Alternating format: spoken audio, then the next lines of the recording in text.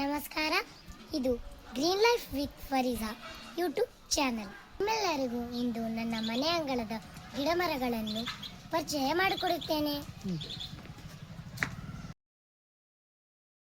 ಇದು ಸಪೋಟ ಗಿಡ. ಈ ಹಣ್ಣು ಮಸ್ತ್ ಸ್ವೀಟ್ ಇದಾವೆ. ಯಾವ ಪಕ್ಷಿನೂ ಹಣ್ಣು ತಿಂದಿದೆ ನೋಡಿ. ಇದು ಕೆಂಪು ಗುಲಾಬಿ ಗಿಡ, ಇದು ಪಿಂಕ್ ಗುಲಾಬಿ, ಇದು ಪುದೀನ, ಇದೆಲ್ಲ ಕನಕಾಂಬರಿ. ಇಲ್ಲಿ ನೋಡ್ರಿ, ಮಾವಿನ ಮರ 2 ಇದ್ದಾವೆ, ಅಲ್ಲೊಂದು ಇಲ್ಲೊಂದು.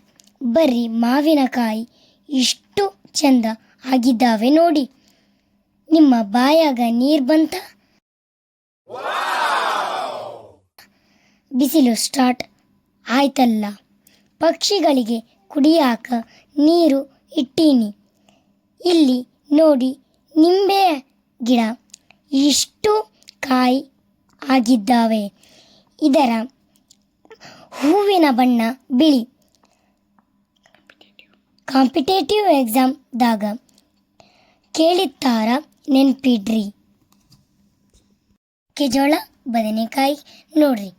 ಇಲ್ಲಿ ಕಬ್ಬು ಈ ಬಿಸಿಲಾಗ ತಿನ್ನಾಕ ಮಸ್ತ್ ಹೊಟ್ಟಿ ತಣ್ಣಗ ಆಗ್ತೈತಿ.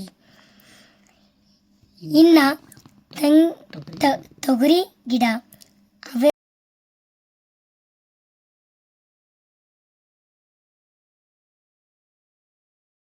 ಅವರೆಕಾಯಿ, ತುಂಡು ಮಲ್ಲಿಗೆ. ನಮ್ಮ ತೋಟದಾಗ 3 ರೀತಿ ದುಂಡು ಮಲ್ಲಿಗೆ ಗಿಡಗಳು ಇದಾವೆ. ಮುಲ್ಲಂಗಿ ಕಾಯಿ ನೋಡ್ರಿ. ಇದು ಶೋ ಗಿಡ ನೋಡ್ರಿ ಇದು ಶೋ ಗಿಡ. ಕಿಡ್ನಿ ಸ್ಟೋನ್ದ ಗಿಡ. ಜಾಜಿ ಮಲ್ಲಿಗೆ, ಮೆಣಸಿನಕಾಯಿ, ಇದು ಸೊಪ್ಪಿನ ಗಿಡ.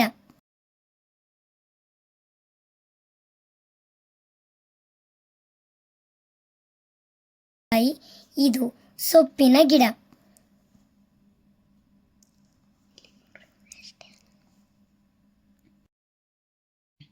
ಇಲ್ಲಿ ನೋಡ್ರಿ, ನಮ್ಮ ತೋಟಕ್ಕೆ ಬಂದ ಪಕ್ಷಿಗಳು. ಈ ಗಿಡ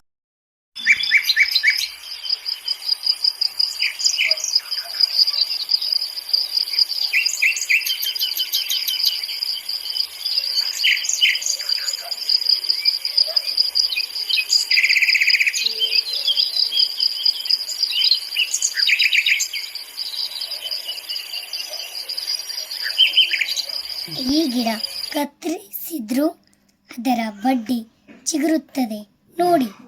ಗುಲಾಬಿ ಗಿಡದಿಂದ ಸಸಿ ಮಾಡೋದು ಹೇಗೆ ನೆಕ್ಸ್ಟ್ ವಿಡಿಯೋದಾಗ ಹೇಳುತ್ತೇನೆ.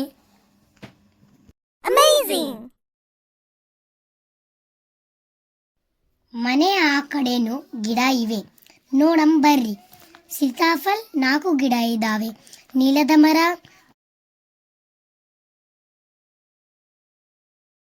ಟೊಮೆಟೊ, ಇದು 100 ಹಣ್ಣು ಕೊಟ್ಟಿದೆ.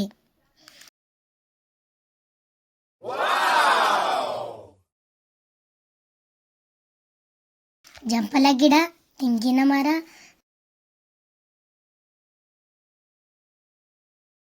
ದುಂಡು ಮಲ್ಲಿಗೆ. ವಾವ್, ಇಷ್ಟೊಂದು ಸುವಾಸನೆ ಇದೆ.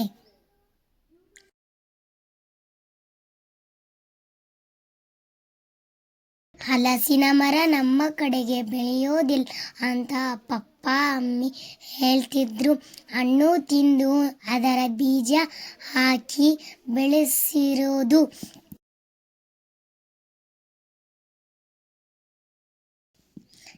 ತೆಂಗಿನ ಗಿಡ ಒಂದು ಬಿಟ್ಟು ಎಲ್ಲ ಗಿಡಗಳು ತಿನ್ನೋಕೆ ತಂದಿರೋ ಹಣ್ಣಿನ ಬೀಜಗಳಿಂದಲೇ ಬೆಳೆಸಿರೋದು. ಯಾವ ಸಸಿಗಳನ್ನು ನಾವು ಖರೀದಿ ಮಾಡಿ ತಂದಿಲ್ಲ ನೋಡಿ. ಬಿಸಿಲುಗಾಲದಾಗ ಇಷ್ಟು ಚಂದ ಬೆಳೆದಾವ ಅಂದ್ರೆ ಮಳೆಗಾಲದಾಗ ಇನ್ನೂ ಅದರ ವೈಭವ ಹೆಂಗಿರುತ್ತದ. ನೈಸರ್ಗಿಕವಾಗಿ ಬೀಜಗಳಿಂದ ಸಸಿಗಳನ್ನು ಹೇಗೆ ಬೆಳೆಸುವುದು ಅಂತ ನೆಕ್ಸ್ಟ್ ವಿಡಿಯೋದಾಗ ಹೇಳ್ಕೊಡ್ತೀನಿ.